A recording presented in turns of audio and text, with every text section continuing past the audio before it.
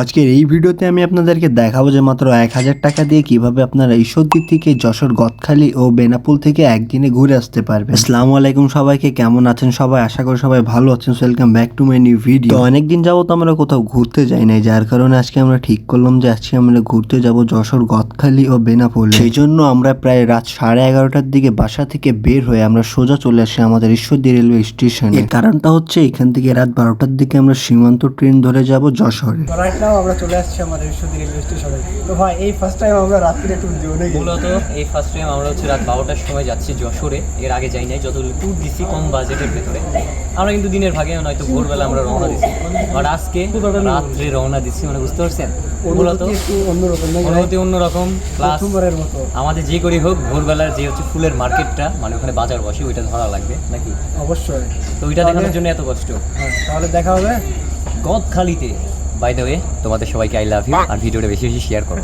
তো প্রায় রাত 12:30টার দিকে আমাদের ঈশ্বরদীর থেকে যশোর যাওয়ার উদ্দেশ্যে রওনা হলো সীমান্ত ট্রেন, এবং আমরা সবাই সেই ট্রেনে উঠে পড়লাম। তবে আপনারা চাইলে সকালেও যাইতে পারবেন। সকাল 7টার দিকে আমাদের ঈশ্বরদী রেলওয়ে স্টেশন থেকে সাগরদাড়ি এক্সপ্রেস ছুটে চলে যায় যশোর যাওয়ার উদ্দেশ্যে। তবে সকাল 7টার ট্রেনে গেলে গদখালিতে যে ফুলের হাটটা বসে সেটা দেখতে পারবেন। তো ভেড়ামারা আসতে না আসতে আমাদের ট্রেনটা হয়ে যায় নষ্ট, যার কারণে আমাদেরকে এখানে প্রায় ঘন্টাখানেক পর্যন্ত থাকতে হয়েছিল। তো ট্রেনটা ঠিক হয়ে যাওয়ার পরে এখান থেকে আমরা আবারও রওনা হলাম যশোর যাওয়ার উদ্দেশ্যে। তো এখন বাজে রাত 4:20। তো আমরা এখন আসছি মোবারকগঞ্জ।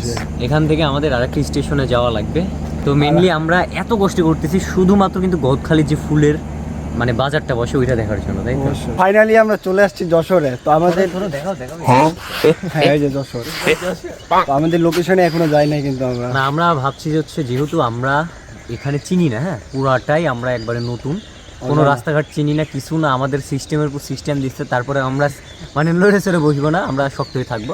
তো যেহেতু অচেনা জায়গা, আমরা চাচ্ছি একটু সূর্যের আলোটা ফুটুক, মানে আর একটু সকাল হোক, যেহেতু আমাদের 5টার সময় নামাই দিছে। দেন আমরা এখান থেকে রওনা দেবো, কারণ আমরা রিস্ক নিব না, নাকি বলো? হ্যাঁ, রিস্ক নেওয়া যাবে না।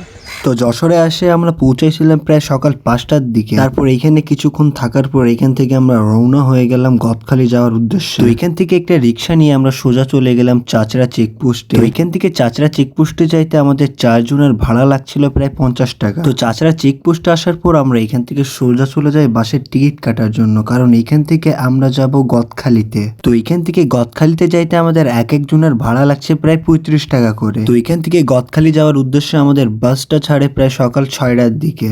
ফাইনালি আমরা চলে আসছি গদখালিতে। গদখালিতে আমরা এসে পৌঁছাই প্রায় সকাল 6:45-এ। তো এখানে আসার পরে এখানকার অবস্থা দেখি যে সব জায়গাতে খালি ফুল আর ফুল। আর আরেকটা কথা আপনাদেরকে বলি যে যশোর গদখালি থেকে কিন্তু সারা বাংলাদেশেই ফুল সরবরাহ করা হয়। আর এই গদখালিতে আসতে আমাদের সময় লাগে প্রায় 7 ঘন্টার মতো। তো প্রায় 7 ঘন্টা জার্নি করার পর আমরা আসছিলাম এই গদখালিতে। আর এখানে কিন্তু আমাদের ঈশ্বরদী থেকে ফুলের দাম অনেক কম। এখানে ফুলের দাম কম হওয়ার কারণটা হচ্ছে এখানকার মানুষগুলা নিজ থেকে এই ফুলগুলা চাষ করে, এবং এইখান থেকে সারা বাংলাদেশে ফুল সরবরাহ করা হয়, সেজন্য এখানে ফুলের দাম এত কম। তো আপনারা চাইলে কিন্তু এখান থেকে ফুল নিয়ে যায় আপনার নিজ এলাকায় ফুলের ব্যবসা করতে পারবেন। আর এখান থেকে ফুল নিয়ে গেলে আপনি সর্বনিম্ন টাকায় ফুল নিতে পারবেন। তো এখানে ঘোরাঘুরি করতে করতে আমাদেরকে লাগে যায় ক্ষুধা, যার কারণে আমরা এখানকার একটা পাশের হোটেলে যায় সকালের নাস্তাটা করে নেই। তো সকালের নাস্তাতে আমরা খিচুড়ি আর গরুর মাংস নিয়েছিলাম, যা আমাদেরকে 50 টাকা প্লেট নিয়েছিল।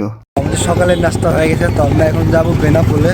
তো আমাদের সকালে নাস্তা হয়ে গেলে আমরা এখান থেকে একটা বাস নিয়ে আমরা এখান থেকে রওনা হয়ে গেলাম বেনাপোল যাওয়ার উদ্দেশ্যে। আর এইখান থেকে বেনাপোলে যাইতে প্রায় 30 থেকে 40 মিনিট সময় লাগে। আর এইখান থেকে বেনাপোলে যাইতে জন প্রতি ভাড়া লাগছিল 35 টাকা করে। তো প্রায় 40 মিনিট পর আমরা চলে আসলাম বেনাপোলে। এখান থেকে আবার আমাদেরকে আরেকটা অটো নিয়ে যাইতে হবে বর্ডারের এখানে। তো এখান থেকে অটোতে করে বেনাপোল বর্ডারের এখানে যাইতে হলে জন প্রতি করে 10 টাকা ভাড়া লাগবে। তো ফাইনালি আমরা এখন চলে আসছি বেনাপোল বর্ডারে এখানে। তো ঠিক আমার পিছনে হচ্ছে ইন্ডিয়া। তো এই যে এখান থেকে দেখা যায় ইন্ডিয়া। তো এখান থেকে কিন্তু অনেক মানুষ আর পার হচ্ছে, যাদের পাসপোর্ট ও ভিসা আছে তারা এখান থেকে কিন্তু ইন্ডিয়াতে যাইতে পারবে।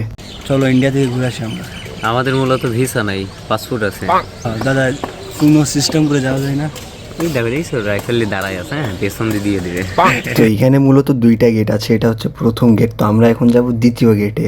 এখন চলে আসছি কার্গো ইয়ার্ড স্থল বন্দর বেনাপোলের এইখানে। তো এই যে আমরা এখন চলে আসছি দ্বিতীয় গেটে। তো এটা মূলত হচ্ছে ইন্ডিয়া রেলওয়ে স্টেশন। তো এখানে একটু দেরি থাকার পর এখান থেকে একটা ভ্যান নিয়ে আমরা এখান থেকে রওনা হয়ে গেলাম গদখালি যাওয়ার উদ্দেশ্যে। তো এখান থেকে গদখালি যাইতে আমাদের 4 জনের ভাড়া লাগবে প্রায় 250 টাকা, আর এখান থেকে যদি বাসে যাওয়া যায় তাহলে লাগবে 140 টাকা। তো আমরা এখন এখান থেকে যাব পার্কে, যার কারণে আমরা ভ্যান নিলাম যাতে আমাদের সুবিধা হয়। তো ফাইনালি আমরা চলে আসলাম পার্কের এখানে। তো আমরা পার্কের ভেতরে যাবো না, এর কারণটা হচ্ছে আমাদের ট্রেনের সময় হয়ে গেছে, যার কারণে আমরা এখানে একটু দেরি থাকার পর এখান থেকে রওনা হয়ে যাব স্টেশনের উদ্দেশ্যে। তো এখানে প্রায় আমাদের ঘোরাঘুরি শেষ। তো আমরা এখন এখান থেকে রওনা হয়ে যাব স্টেশন যাওয়ার উদ্দেশ্যে। তো এখান থেকে একটা ভ্যান নিয়ে আমরা রওনা হয়ে গেলাম গদখালি বাজার যাওয়ার উদ্দেশ্যে। দেন ওইখান থেকে একটা বাস নিয়ে আমরা যাব স্টেশনে। তো যাই হোক, আজকে এই ভিডিওটা মেনলি এ পর্যন্তই ছিল। দেখা হবে আপনাদের সঙ্গে একটা নতুন ভিডিওতে। ততক্ষণের জন্য আল্লাহ হাফিজ সবাইকে।